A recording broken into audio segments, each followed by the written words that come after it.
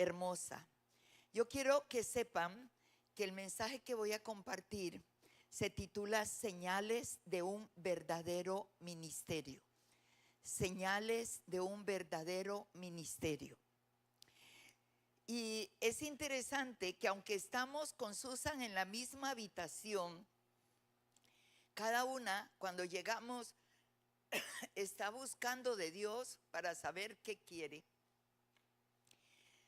Increíble que no hablamos qué traía cada una, pero creo que mi mensaje va a ser continuación del de ella, porque voy a estar hablando del mismo personaje.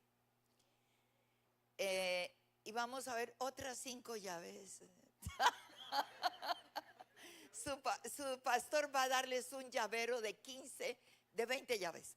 No, no se van a llamar llaves. Estoy molestando. Pero Susan estaba terminando su mensaje hablando de que ella era el segundo violín.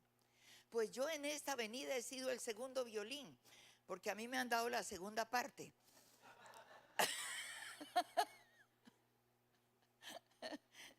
Ya cuando paso están con sueño, están cansados. Entonces ella se llevó la primera parte, la mejor parte, pero bueno, está bien, yo la perdono. Perdón, te perdono.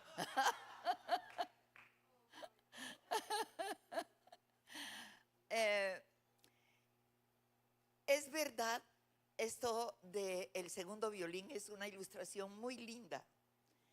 Y en el ministerio necesitamos entender que no estamos para ocupar cierto lugar y punto, sino donde Dios nos necesite en determinado momento. Estoy segura, y lo digo de corazón, si no hubiera quien lavara los baños y no hubiera, yo los lavaría de maravilla. Estamos listas para servir en lo que sea. Llevo 45 años en nuestra iglesia madre. Jamás la dejaríamos. Hemos pasado en la iglesia madre por situaciones demasiado duras, procesos muy duros, pero durísimos, donde lo fácil hubiera sido irse a otra parte, pero no.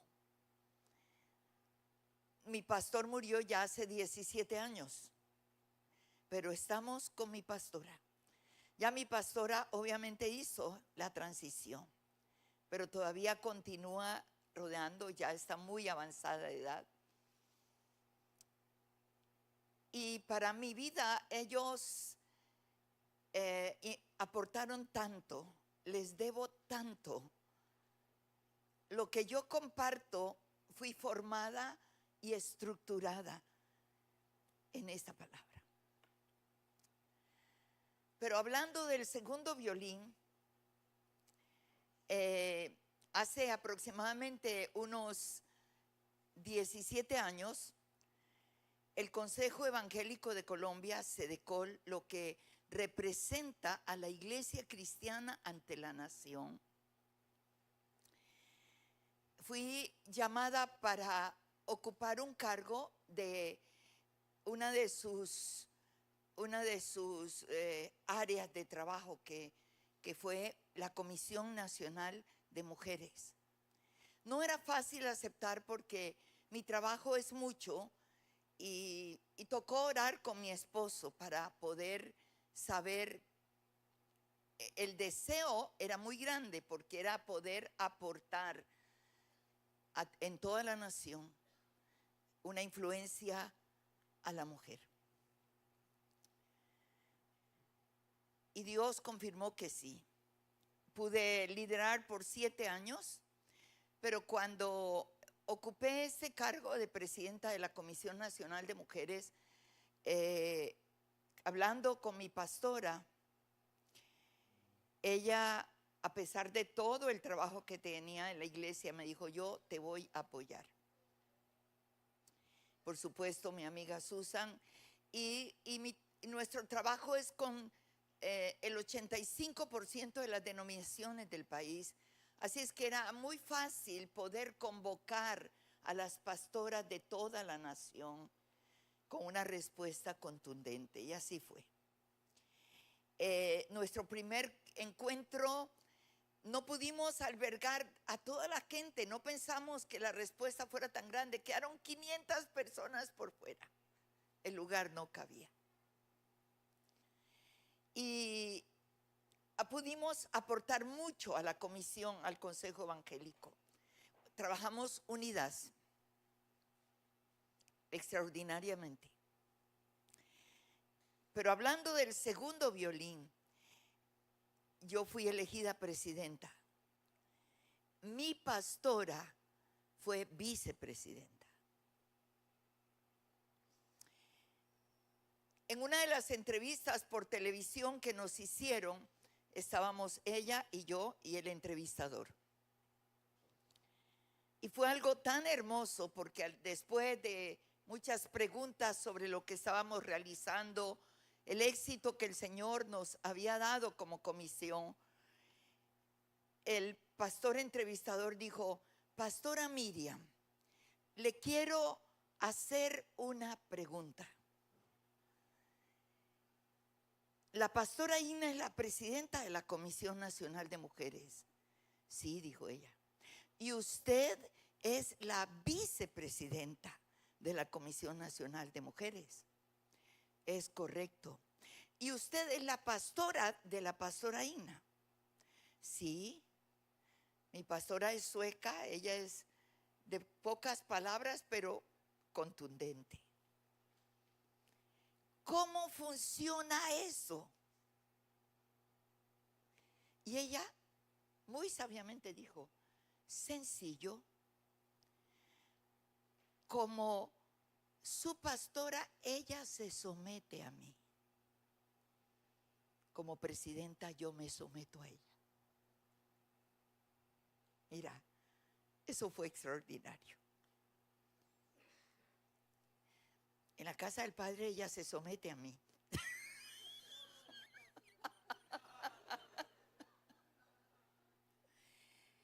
El segundo violín, yo creo que tiene un extraordinario valor. Jonatán, el hijo del rey, entendía la dimensión del primer violín.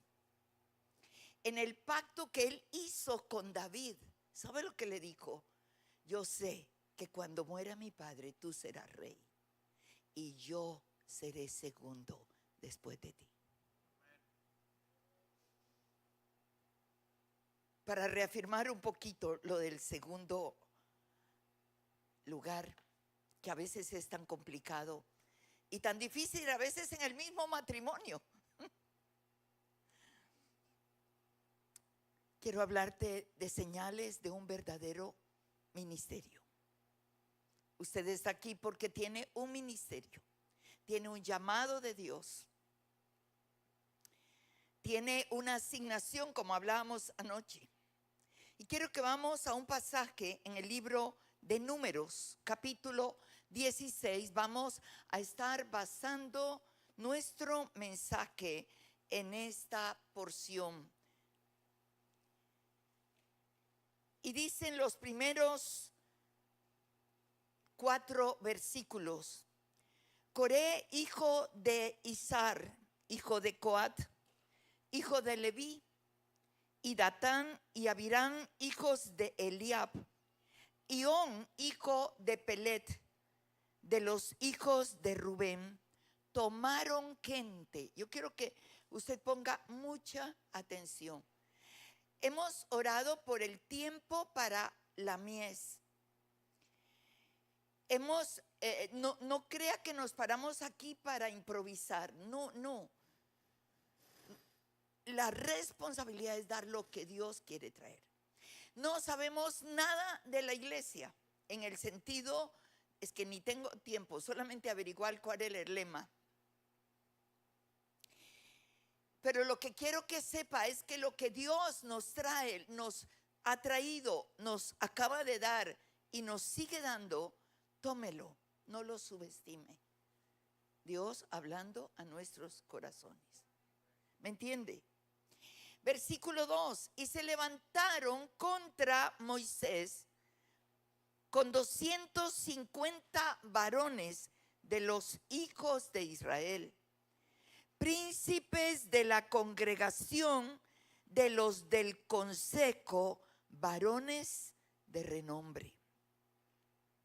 Y se juntaron contra Moisés y Aarón y les dijeron: basta ya de vosotros, porque toda la congregación, todos ellos son santos, y en medio de ellos está Jehová. ¿Por qué pues os levantáis vosotros sobre la congregación de Jehová? Y cuando oyó esto, Moisés se postró sobre su rostro.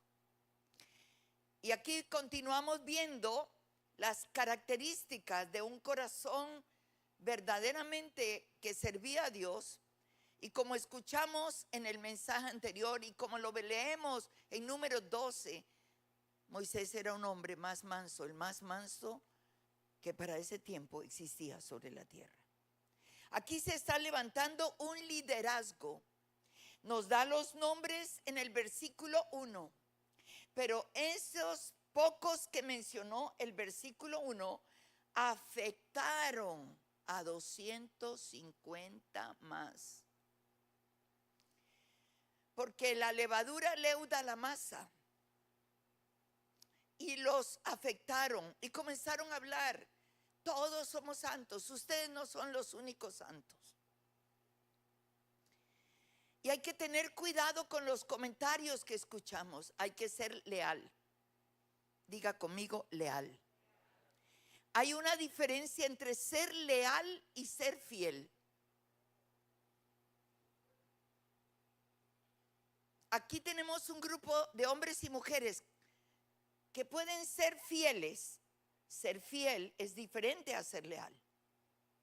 Ser fiel es cumplir con sus asignaciones, es estar antes de tiempo, es irse a última hora, es el día domingo haber recorrido la milla extra para poder escuchar un mensaje para liderazgo.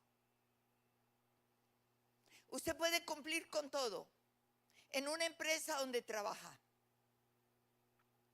Ser el primero que llega, ser el último que sale. Pero escuche, usted puede hablar mal de su jefe en la empresa. Usted es fiel a su trabajo, pero no es leal a sus jefes. ¿Entiende lo que le estoy diciendo? Lealtad es fidelidad íntegra. Es no solamente hacer, sino ser. Aquí tenemos un liderazgo, pero un liderazgo grande.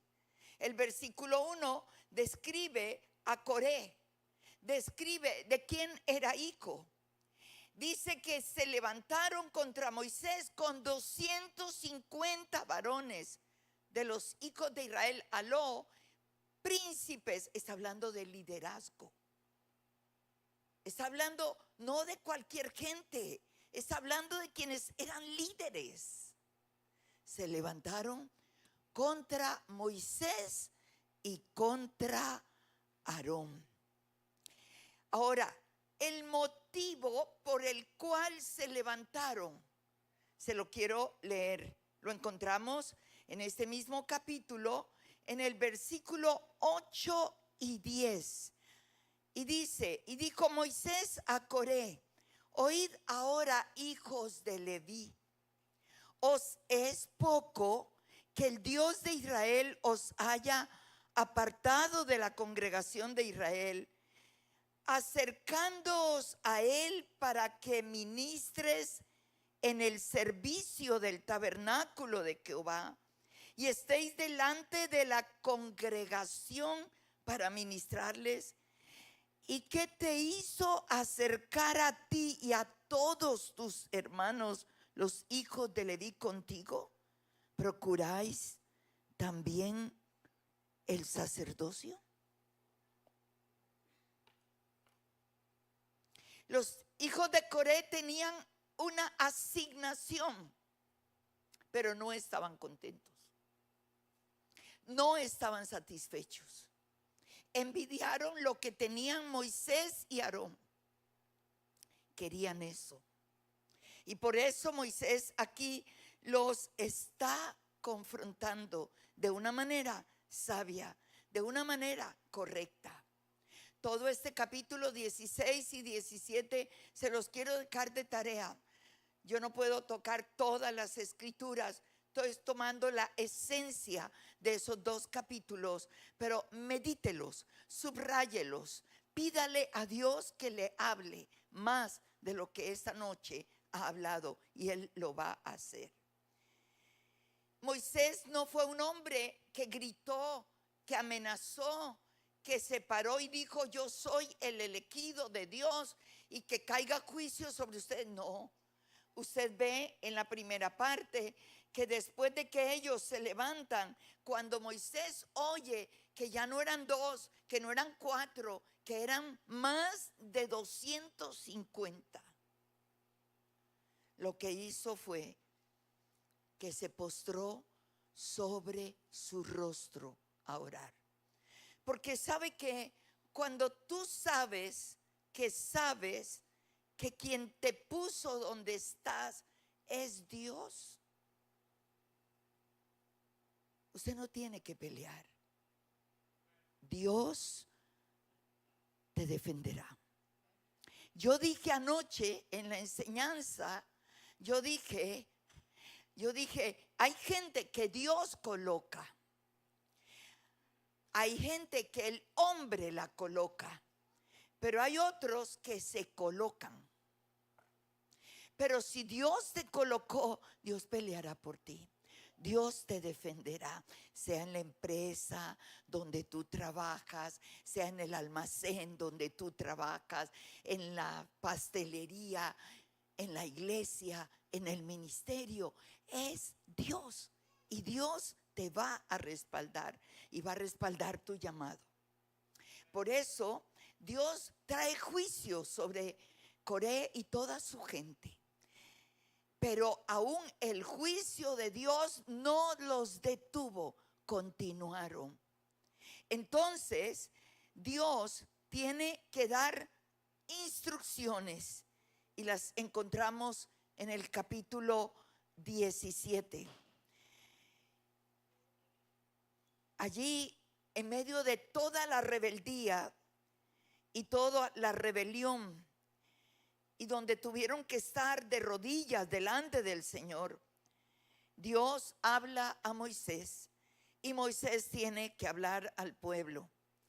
Y Dios da instrucciones, capítulo 17, versículos 1 al 7.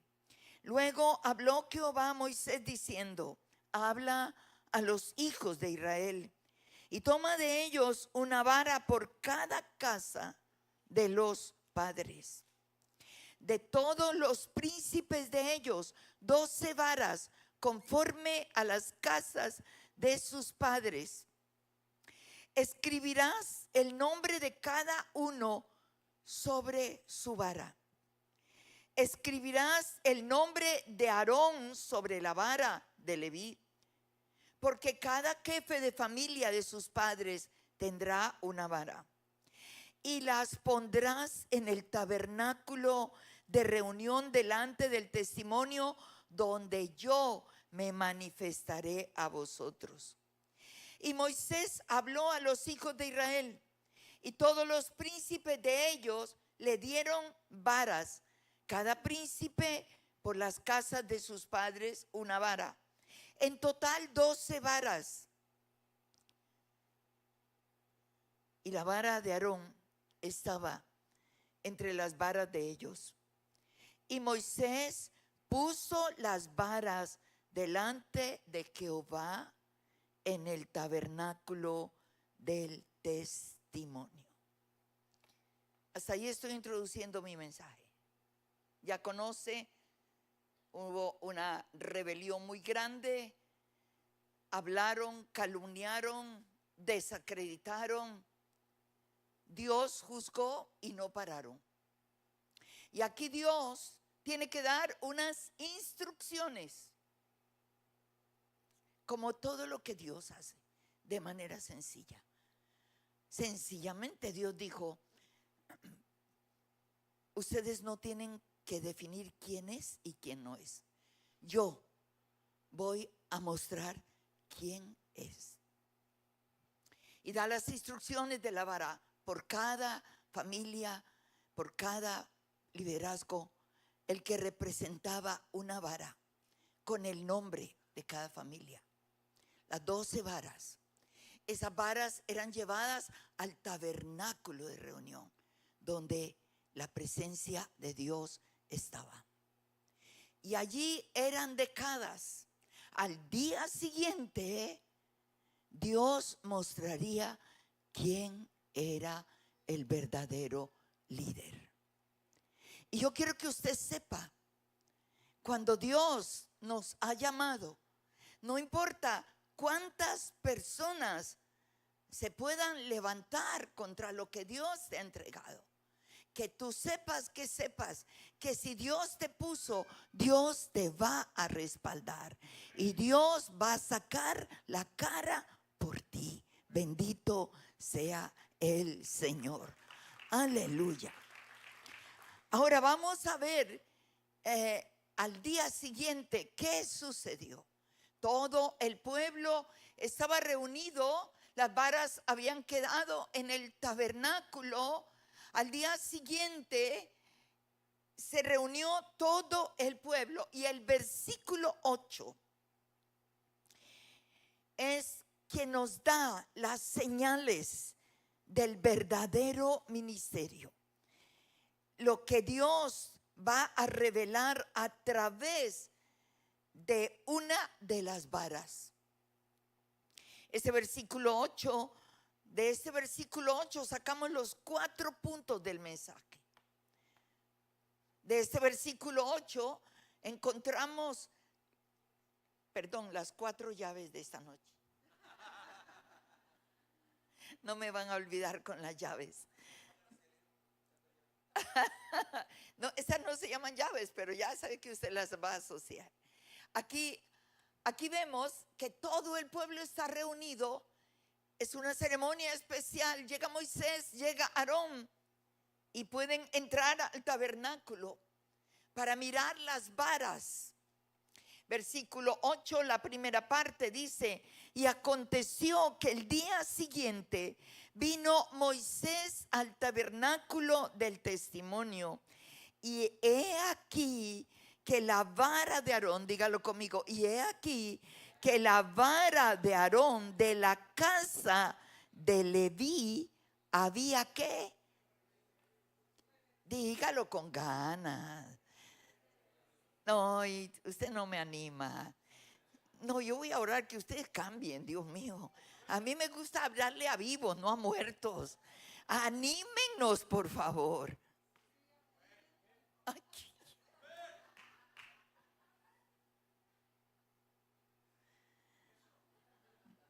Gloria a Dios, qué linda. Ella sí merece un aplauso. Ustedes no, pero ella sí. Dice que la vara reverdeció al día siguiente. Y esa fue la primera señal cuando entraron y cuando Moisés sacó todas las varas que estaban ahí. Y solo la vara de Aarón dice que había reverdecido. Y yo quiero que miremos, porque estamos hablando de señales de un verdadero ministerio. ¿Qué va a producir esto que Dios te ha entregado? Que Dios me ha entregado. Y es esto, que la vara de Aarón reverdeció. Nada puede reverdecer si no hay vida. Si no hay vida, nada puede reverdecer. Usted puede sembrar una rama seca, pero si tiene vida, va a reverdecer.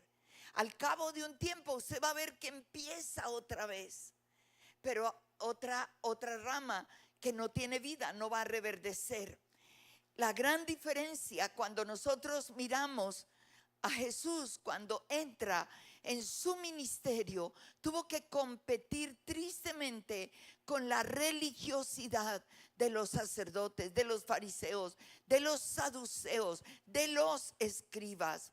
Jesús llegó en un tiempo de sequía espiritual. Los sistemas políticos no habían podido hacer nada por el pueblo. El sistema religioso estaba lleno de tanto sacro, de tanta religiosidad, muchas cargas al pueblo que el mismo pueblo no podía llevar. Y Jesús aparece en escena. Llega con un mensaje de vida. Su palabra era sencilla. Su palabra la podía entender hasta un niño, pero cada palabra era llena de vida. Cada mensaje, cuando él estaba hablando a las multitudes en Juan capítulo 6, todo ese capítulo, él está hablando de que él era el pan de vida, el pan que descendió del cielo. La gente no entendía, ¿cómo así? Si tú eres hijo de José y de María y dices que descendiste del cielo. Al final de su mensaje dice que muchos se fueron, no resistieron. Y los discípulos que estaban con él le dijeron: Señor, se está yendo la gente. Dijo: déjalos que se vayan. Dura es esta palabra, Señor. Háblales diferente, háblales de prosperidad.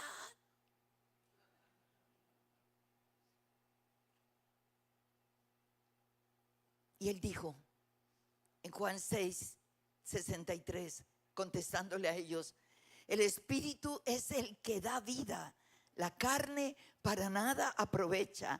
Las palabras, dijo él, que yo les he hablado son espíritu y son vida. Gloria a Dios. Y algo muy lindo, le volteó y le dijo a Pedro, que era el que le había dicho: se nos está yendo la gente, no les hables tan duro. Y él dijo: si quieres tú también puedes irte. Y fue cuando él respondió en el capítulo 6, verso 68: Señor, ¿a quién iremos si solo tú tienes palabra de vida? Aleluya.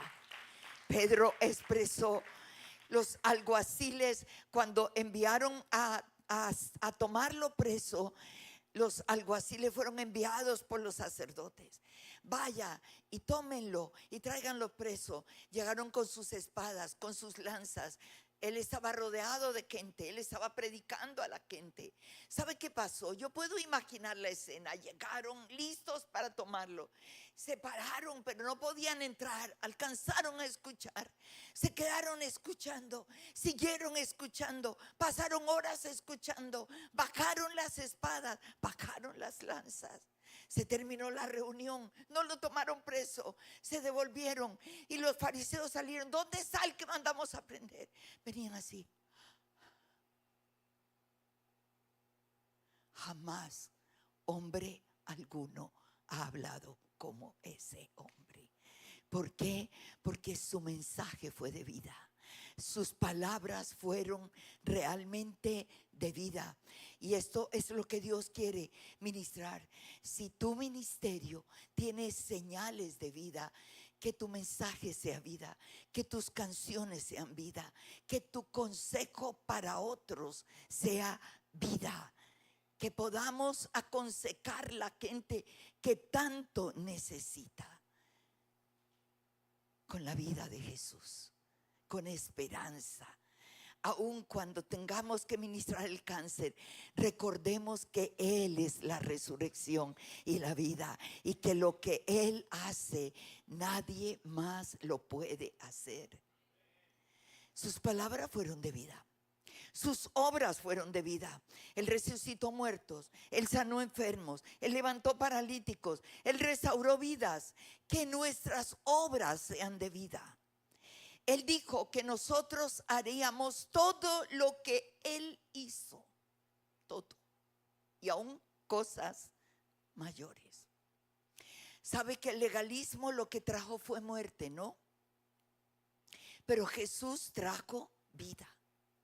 Cuando Dios levantó este ministerio en mi nación, estoy hablando de 44 años atrás, cuando Dios levantó este ministerio, no fue nada fácil.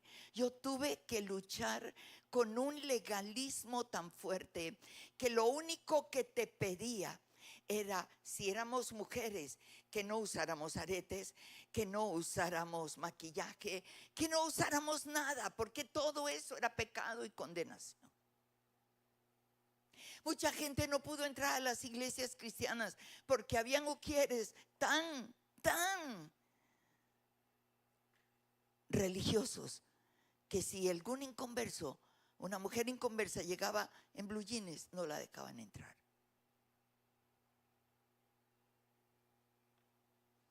Eran los días donde la mujer tenía que usar el pelo largo,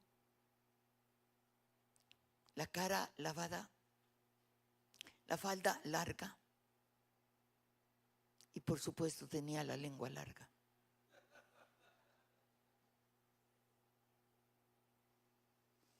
Y nunca me olvido en ese tiempo, la única cosa que yo sabía era que Dios me había llamado. No lo iba a gritar. El Señor me dijo, yo soy el que te voy a abrir las puertas. Y pasaron cosas extraordinarias. Dios abrió puertas en un edificio de consultorios médicos y odontológicos.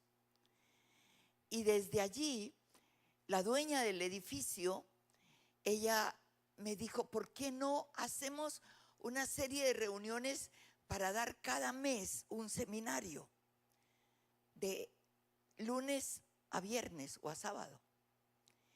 Así es que cada mes o cada 2 meses, desde ese lugar, estábamos dando un seminario completo, una secuencia de un tema. Empezamos con restauración emocional, fue incomparable. Luego seguimos cómo romper las maldiciones, fue incomparable. ¿Quieres saber que en el mezanine arriba habían curas y había monjas?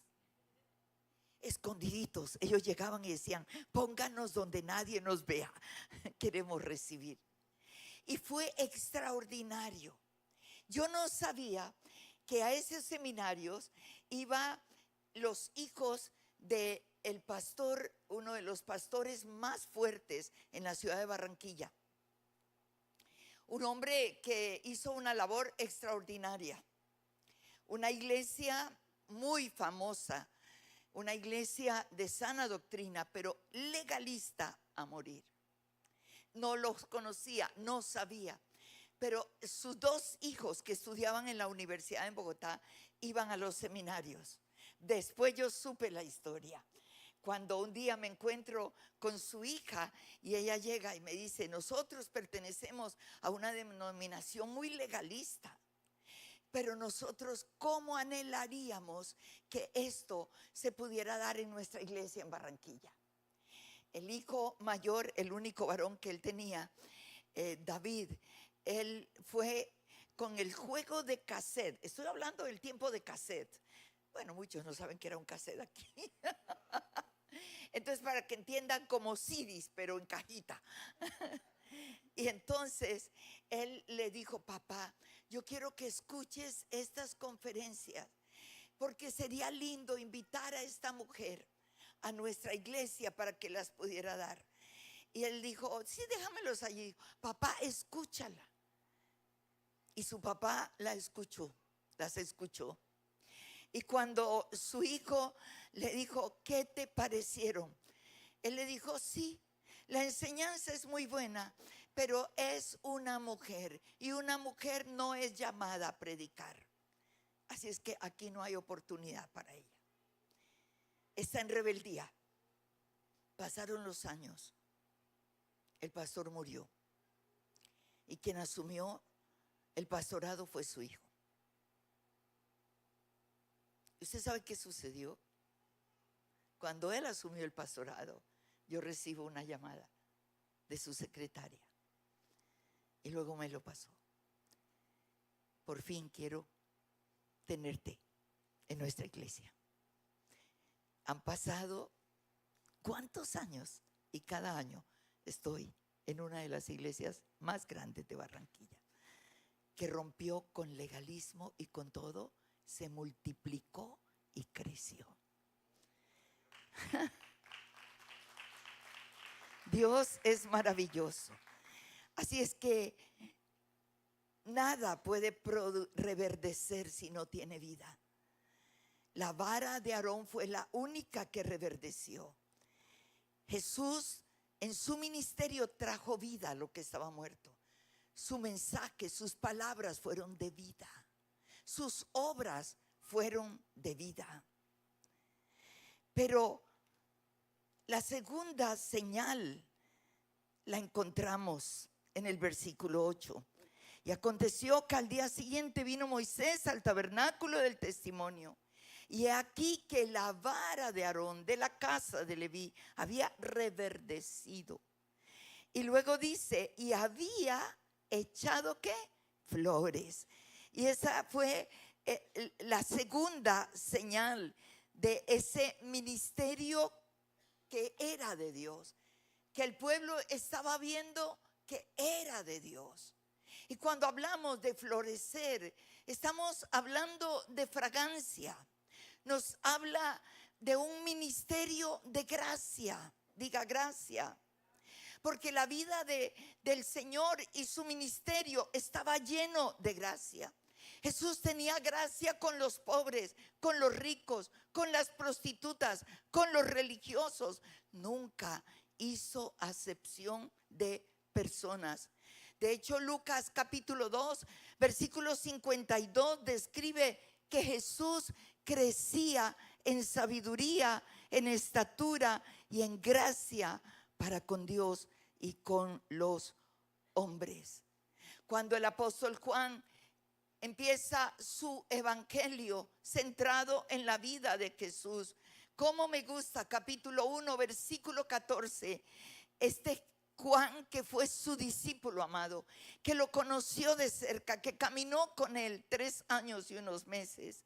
Y él dice, y la palabra se hizo carne y habitó entre nosotros. Y escuche, y contemplamos su gloria, gloria como del unigénito del Padre, lleno de gracia y de verdad. ¿Sabe que un ministerio sin gracia de Dios es una desgracia?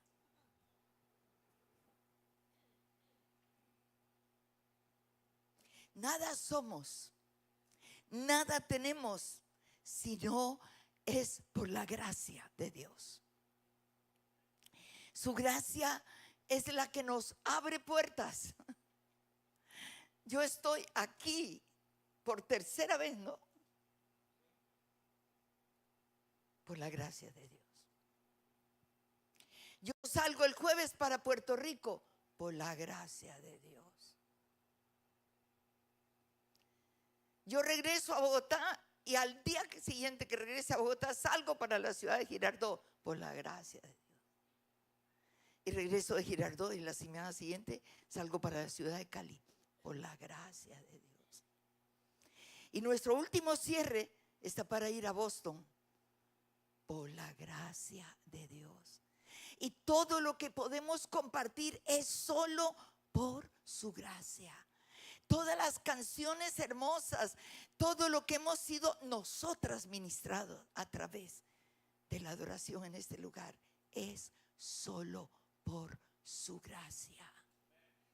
Mi matrimonio duró 57 años, no perfecto, pero muy saludable por la gracia de Dios.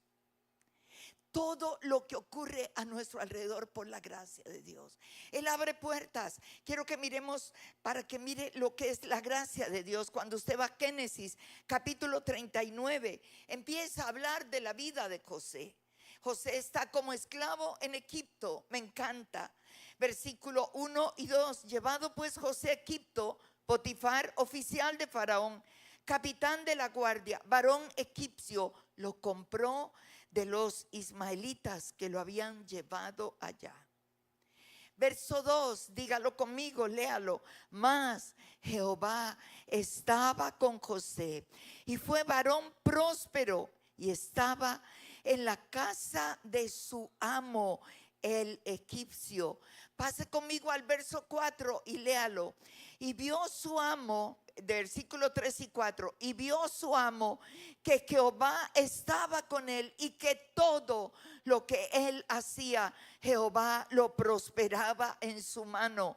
Y así halló José, ¿qué? Gracia en sus ojos, y le servía y le hizo mayordomo de su casa y le entregó todo lo que él tenía para que José lo administrara. 17 años llegó como esclavo, duro para José, separado del amor de su padre. En su casa tenía esclavos, ahora él era un esclavo. Pero aún como esclavo, Dios lo puso en preeminencia. ¿Sabe por qué? Por la gracia de Dios.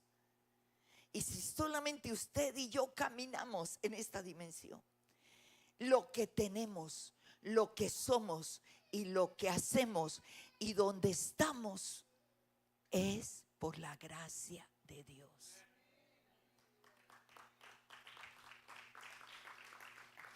Cuando usted va un poquito más adelante, usted sabe lo que pasó con él. La esposa de Potifar se enloqueció con este joven. Lo quiso seducir, no lo pudo seducir. Huyó José, se quedó desnudo porque le alcanzó a agarrar su túnica. Y ¿sabe lo que hizo? Lo calumnió, dijo que la había querido violar. José fue a la cárcel. Y estando en la cárcel, el versículo 20, y tomó su amo a José y lo puso en la cárcel donde estaban los presos del rey, y estuvo allí en la cárcel. Pero Jehová, léalo conmigo, pero Jehová estaba con José y le extendió su misericordia y le dio ¿qué? Gracia en los ojos del jefe de la cárcel. Y el jefe de la cárcel entregó en mano de José el cuidado de todos los presos que había en aquella prisión. Todo lo que se hacía, él lo hacía. La gracia de Dios, la gracia de Dios. Oh Señor, esto es increíble, ¿no es cierto? Entonces vemos que la vara no solamente reverdeció, sino que la vara floreció. Estoy diciéndote que esto de florecer nos habla de fragancia. Segunda de Corintios capítulo 2 versículos 14 al versículo 16. El apóstol Pablo habla de la vida triunfante en Cristo. Y él dice: mas a Dios gracias, el cual nos lleva siempre de triunfo en triunfo en Cristo Jesús. Y por medio de nosotros manifiesta en todo lugar el olor de su conocimiento. Porque para Dios somos grato olor de Cristo en los que se salvan y en los que se pierden. A estos ciertamente olor de muerte para muerte, y a aquellos olor de vida para vida. Y para estas cosas, ¿quién es suficiente? Y aquí Pablo está hablando que nuestra vida debe agradar a Dios, que tú y yo tenemos que caminar sobre esta tierra por donde vayamos, pudiendo permitir que la fragancia de Jesús brote a través de nuestra vida. No hay nada más agradable que cuando uno huele a una persona, sea hombre o mujer, con un buen perfume, con un perfume que es agradable. Los hombres con una loción buena, y cuando se aplican lo justo, porque cuando exageran ya no, pues igual las mujeres. Y Estaba recordando mientras repasaba estas notas que en Colombia, gracias a Dios, se firmó lo que fue la libertad religiosa.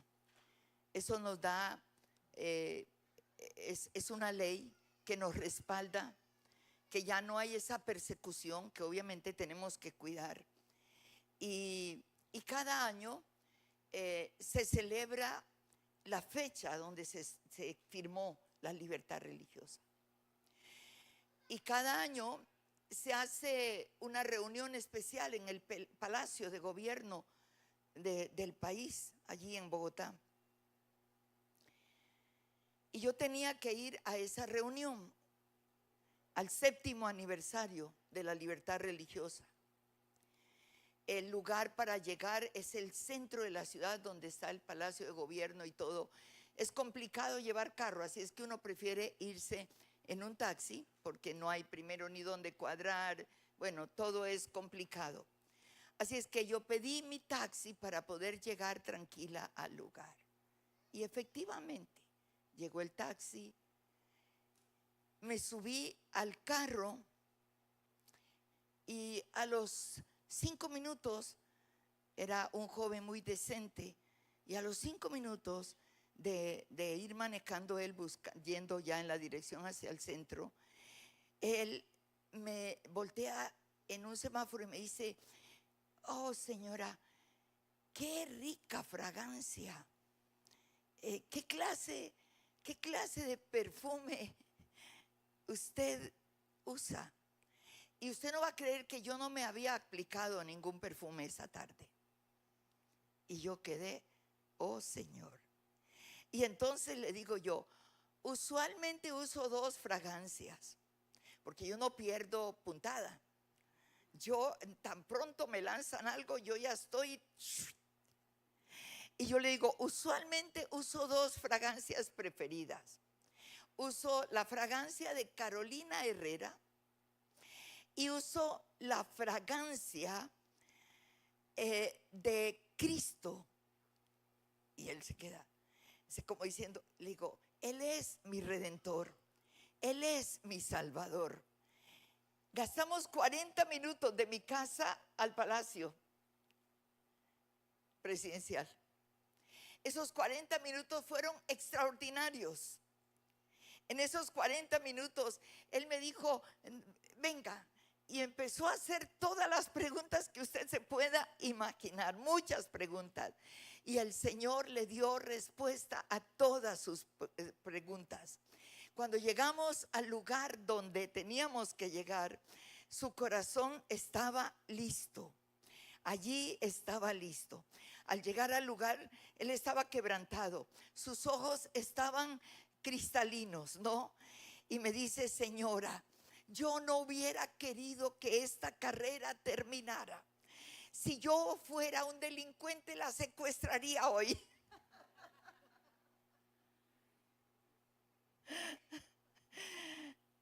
Él dijo: no quisiera que se acabara, no quisiera que se bajara del carro. Y entonces yo le respondí: no puedo bajarme de este carro sin dejarle el autor de esta fragancia. ¿Lo quiere recibir? Y aquel joven inmediatamente dijo: sí, quebrantado. Oramos corto, pero oramos sustancioso. Y él recibió a Jesús en su corazón con lágrimas en sus ojos. Terminé de orar, puse las manos sobre él y lo bendije. Y le dije: que Dios te lleve con bendición. Se bajó, me abrazó y me dijo: lástima que no soy delincuente.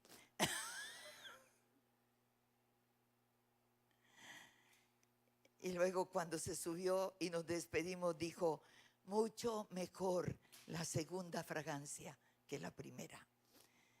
Es donde tú vas, llevas la fragancia de Cristo, esa fragancia tan necesaria. Un poquito más adelante, en otra de las señales, te voy a explicar un poco de lo que es esa fragancia. Número 3, volvemos al versículo 8. Y entonces, aquí en Números 17:8, dice: y aconteció que aquel día siguiente vino Moisés al tabernáculo del testimonio. Y aquí que la vara de Aarón de la casa de Leví había reverdecido y echado muchas flores y arrojado renuevos. Diga conmigo, renuevos. Pero díganlo todos, renuevos.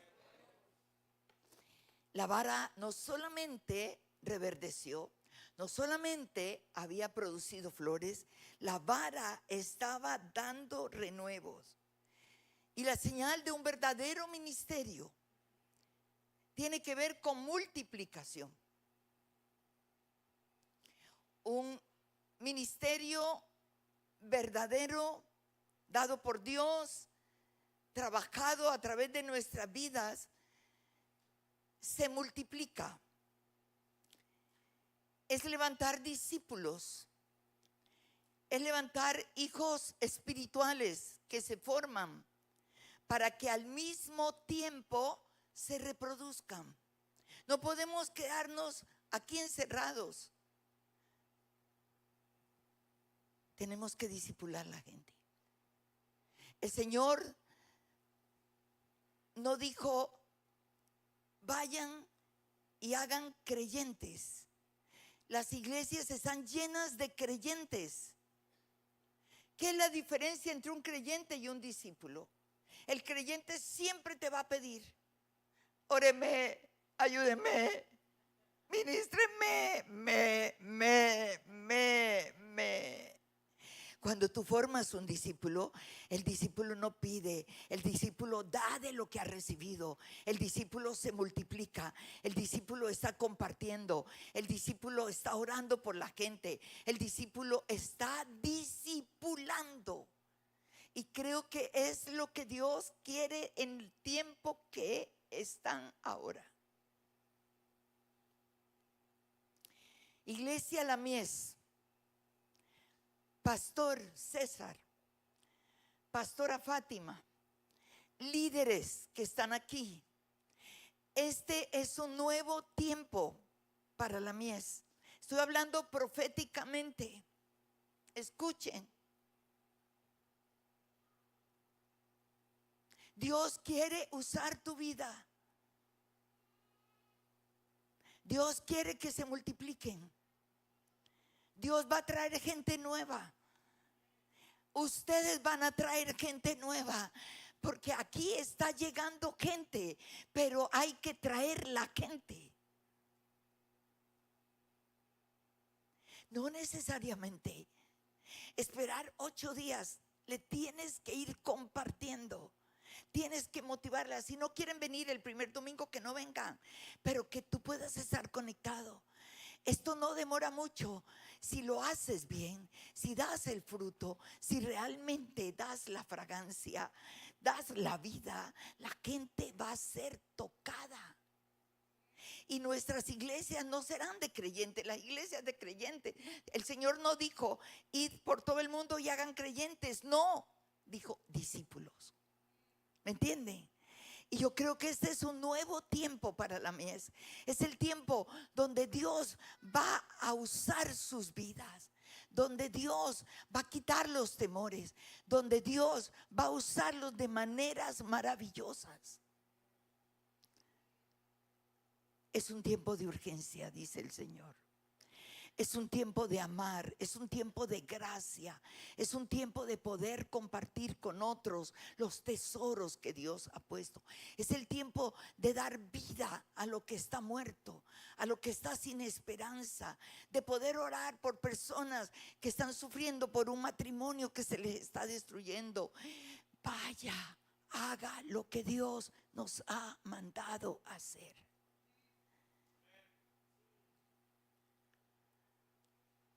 Este es un nuevo tiempo y lo siento así. No miren atrás, avancen. Sigan preparándose, sigan creciendo, porque si crecemos nos multiplicamos. y formemos no solamente discípulos, sino líderes extraordinarios. La vara dio renuevos. La señal de un verdadero ministerio es multiplicación. El apóstol Pablo me encanta cuando escribió desde la cárcel a la iglesia de Filipos. Él estaba en la cárcel y él está escribiendo desde Roma a los filipenses. Amaba a los filipenses. Los filipenses fue la iglesia que tuvo mucho cuidado de él mientras estaba en la cárcel. Cómo me gustan sus palabras en el capítulo 2, versículo 19. Escuche esto. Dice, él está escribiendo y le manda a la iglesia de Filipo esta carta a través de Epafrodito. Y él dice el versículo 19 al 22, espero en el Señor Jesús enviaros pronto a Timoteo, para que yo también esté de buen ánimo al saber de vuestro estado. Mire lo que dice, pues a ninguno tengo del mismo ánimo y que tan sinceramente se interese por vosotros, porque todos buscan lo suyo propio, no lo que es de Cristo. Pero ya conocéis los méritos de Timoteo, que como hijo a padre ha servido conmigo en el evangelio. ¿Sabe lo que está haciendo Pablo? Se está desprendiendo de su hijo, que en la cárcel lo estaba cuidando. No le importaba quedarse solo. ¿Sabe por qué? Porque en Filipos necesitaban seguir creciendo y seguir multiplicándose. Y él dice, busqué entre todos para ver a quién enviaba y no encontré a ninguno. Analizó, miró, todos buscan lo suyo propio. Todos buscan egoístamente su conveniencia. Necesitaba enviar a alguien que tuviera su ADN. Pastor César, Pastora Fátima, sigo profetizando. Es el tiempo de marcar el ADN.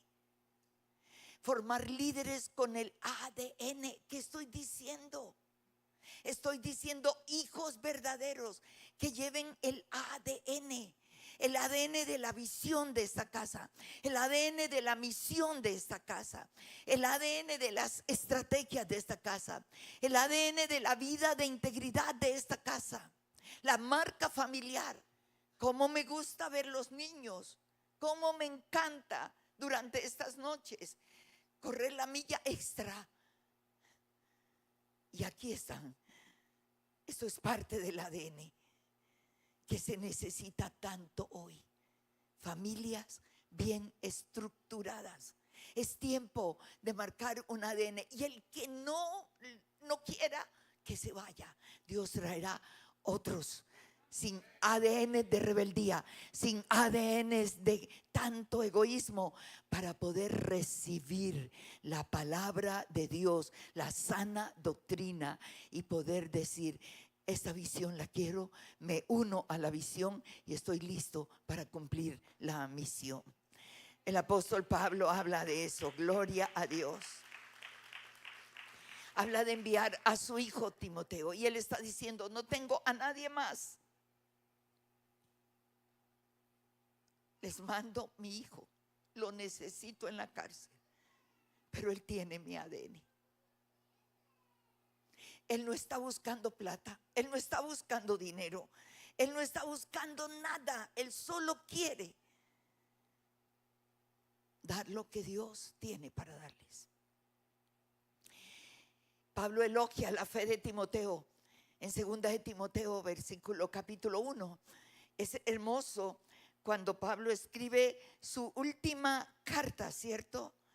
Es hermoso lo que él está hablando de Timoteo en su segunda carta.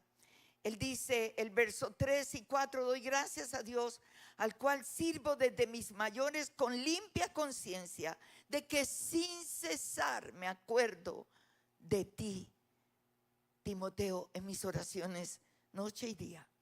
deseando verte, al acordarme de tus lágrimas para llenarme de gozo, trayendo a la memoria la fe no fingida que hay en ti, la cual habitó primero en tu abuela Loida y luego en tu madre Eunice, y estoy seguro que en ti también. ¿Sabe lo que Pablo dice? Cuando yo te vi en el segundo viaje misionero que yo hice, cuando yo te vi, yo pude sentir en mi espíritu la fe que tú tenías.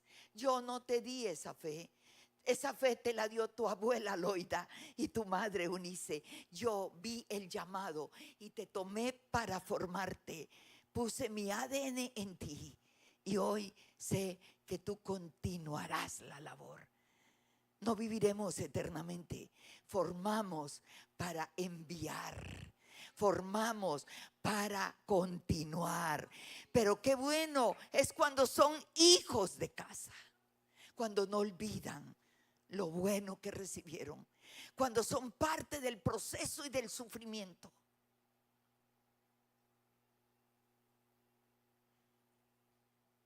La vara da renuevos.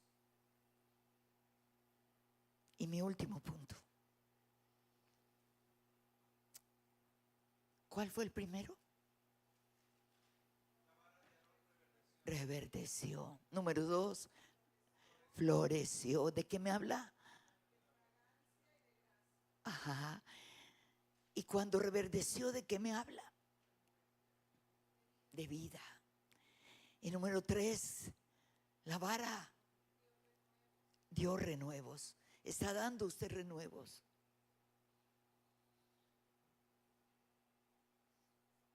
Wow, qué lindo.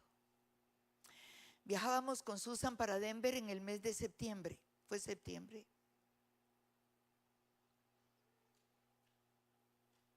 Nosotros siempre pedimos en los aviones las sillas juntas, pero en pasillo. Pues nos toca levantarnos muchas veces al baño y el pasillo es muy cómodo. Son 5 o 6 horas de vuelo. Entonces ella estaba en el pasillo de aquí, yo estaba acá. Al lado de Susan se llegaron 2 argentinos, 2 jóvenes argentinos. Eran hermanos. Al lado mío estaba una chica que era venezolana. Y en la ventana estaba un joven americano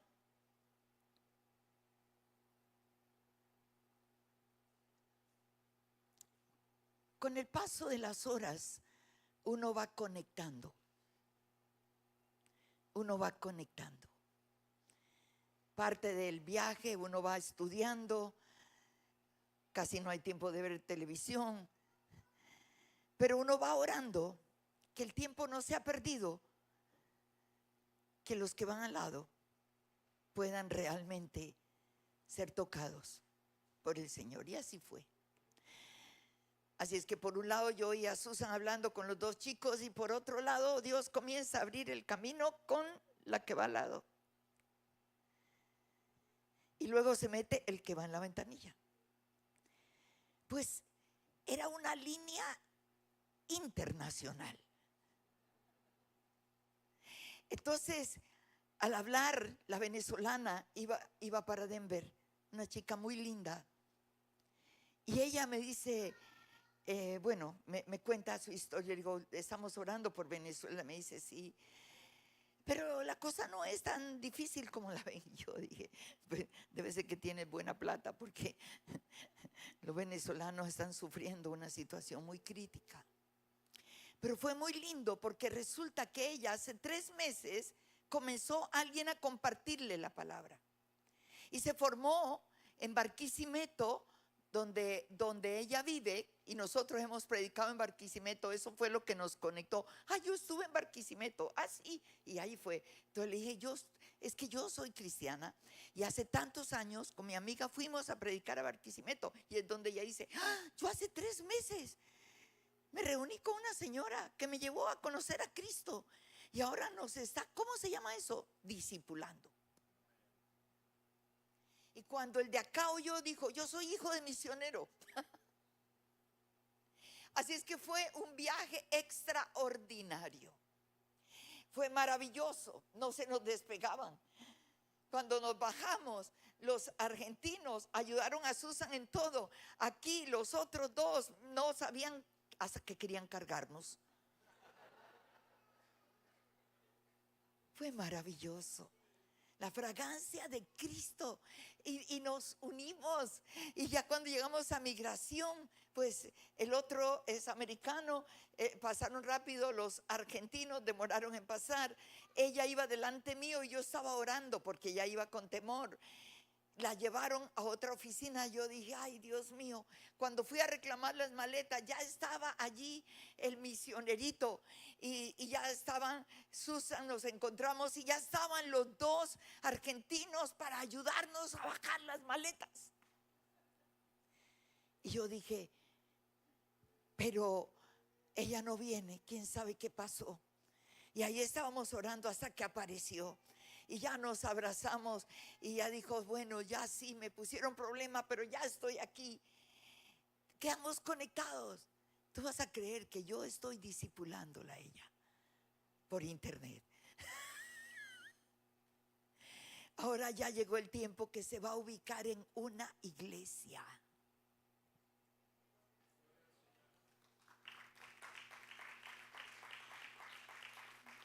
Damos renuevos.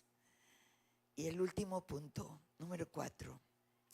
La vara de Aarón dio fruto. Wow. Versículo 8. Yo les dije, los 4 puntos los voy a sacar del versículo 8. Y dice aquí, volvemos a leer el verso 8. Y aconteció que el día siguiente vino Moisés al tabernáculo de testimonio. Y aquí que la vara de Aarón de la casa de Leví había reverdecido y echado flores y arrojado renuevos, y dígalo duro, y producido almendras.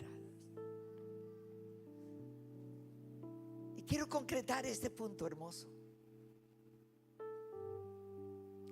Almendra nos habla de fruto.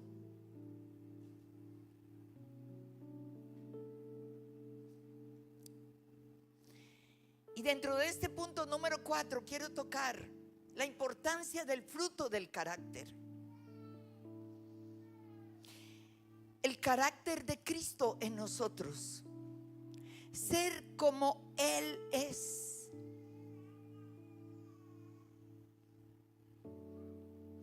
Hay una diferencia entre personalidad y carácter.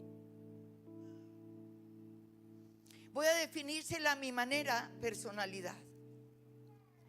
Personalidad es lo que yo quiero que otros crean que yo soy. ¿Usted no ha encontrado gente que es espectacular? Que tú hablas y wow, qué lindo, qué linda, qué extrovertida, qué fácil hacer amistad. Y fantástica o fantástico. Pero al cabo de un tiempo,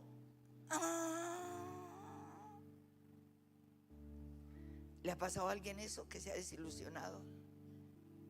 ¿O soy yo la única? El jefe donde usted trabaja, o alguien que usted va a contratar como empleado, fantástico. Y luego, como condorito.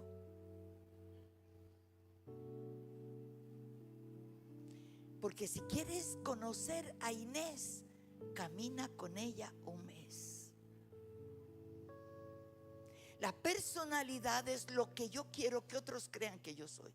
Personalidad viene de una palabra griega que significa máscara. ¿Está conmigo? ¿Y por qué máscara? Era la que usaban los de teatro griego y después los romanos. Un solo actor usaba un palito, a veces con una careta de mujer o de triste o de reír. Máscara. Personalidad, asombra, que ven. Y luego la desilusión. Carácter viene de una palabra griega, carácter, con acento en la E.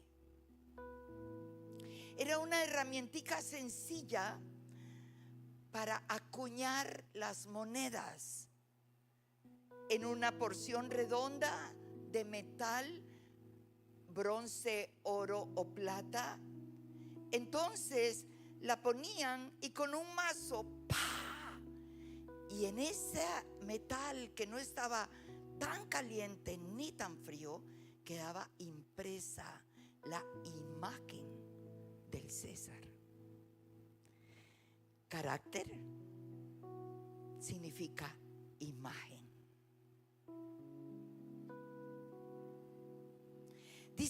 Dice Juan en su capítulo 1 algo tan hermoso, que Cristo era el carácter del Padre. La misma imagen del Padre. La palabra allí, cuando Juan describe eso, es carácter, es imagen. Y en este punto 4, la vara de Aarón dio fruto. El fruto del carácter de Cristo en nosotros. La manera como reaccionamos. Pregúntate, ¿cómo reaccionaría Cristo? La manera como nos relacionamos. La manera como respondemos, como hablamos. Así como Él. ¿Cómo contestaría yo? Susan habló de la falta de perdón, de la raíz de amargura. No estamos exentos, estamos en un mundo donde tenemos que relacionarnos, aún en la iglesia. Es triste, tantas heridas. ¿Sabe que cuando llegué a mi iglesia, cuando entré, fue hermoso? Una iglesia pequeña era en ese tiempo, 200 personas, pero extraordinaria. Y lo único que yo quería era recibir de Dios. Y por supuesto, mire, ¿sabe por qué me quedé yo el primer día que fui a la iglesia? Le voy a contar. Tan importante. Todavía no había escuchado predicar al pastor. Después, por supuesto, lo escuché predicar. Pero ¿sabe por qué me quedé yo en mi iglesia, madre? Llegué con mis niños pequeños. Mi niña estaba de 3 añitos. El segundo de 6 añitos, casi 6. Y el tercero tenía 8 y medio. Cuando ya fueron los niños a los salones de escuela dominical, la niña no quería irse. Mami, yo no me quiero ir. Bueno, mi amor, quédate aquí. Nos habían sentado en la tercera fila. Cuando el pastor comenzó a predicar, la niña me miró y me dice: me voy a vomitar. Y yo: ay, no, por favor, no. Yo decía: no puedes ir. Y entonces: ¿te aguantas? Sí, mami. Y al rato: mami, no puedo. Y me tocó salir con la niña por el corredor. Y salí al otro corredor y esa iglesia parecía un laberinto. Y yo salgo y detrás mío venía una mujer. Y llegando, porque yo dije: el baño, ¿dónde queda? Por allá al sur, después al norte, después al oriente. Y mientras di la vuelta, la niña ¡guau! Vomitó en el corredor. Y yo quedé en pánico. Y ahora, ¿quién podrá defenderme de esto? El chapulín colorado que aparezca por aquí. ¿Sabe qué? No llegó el chapulín, pero llegó una mujer tan hermosa, ya de cierta edad. Y entonces me dijo: no se preocupe, no se preocupe, atienda a la niña. A la vuelta está el lavamanos y allí hay servilleticas. No se preocupe. Yo dije, no, imagínate, yo quiero un trapero para... Vaya, atienda a la niña. Me llevó hasta allá, me sacó las... No, servilletas no habían en ese tiempo, papel higiénico enrollado. Y yo la ve a la niña, pero yo estaba pensando en el piso. Y cuando por fin pude volver con la niña, ella estaba en el piso limpiando el vómito. ¿Saben por qué le digo eso así? Porque el vómito es vómito. Y ella cogió, no me dejó, se fue en un balde con agua, lavó. Y yo le decía, qué pena. No, lo importante es que la niña esté bien. Oró por mi niña, limpió el piso. Me dijo, es primera vez que sí. Me tomó el nombre, me tomó el teléfono. Nunca olvido, Luz de Valencia. Luz de Valencia fue la ujier que no escatimó nada. Y yo dije, aquí me quedo. Esta es mi iglesia. Han pasado 45 años y sigue siendo mi iglesia. Alabado sea el Señor. El fruto del carácter, como dice Gálatas capítulo 5 versículos 22 y 23, es el carácter de Cristo. Son las manifestaciones del Señor. Qué hermoso cuando Pablo viene hablando del paralelo entre lo que es la carne y entre lo que es la vida en el Espíritu. Y Pablo describe claramente todo con detalles en ese capítulo 4 de Gálatas, todas las obras de la carne.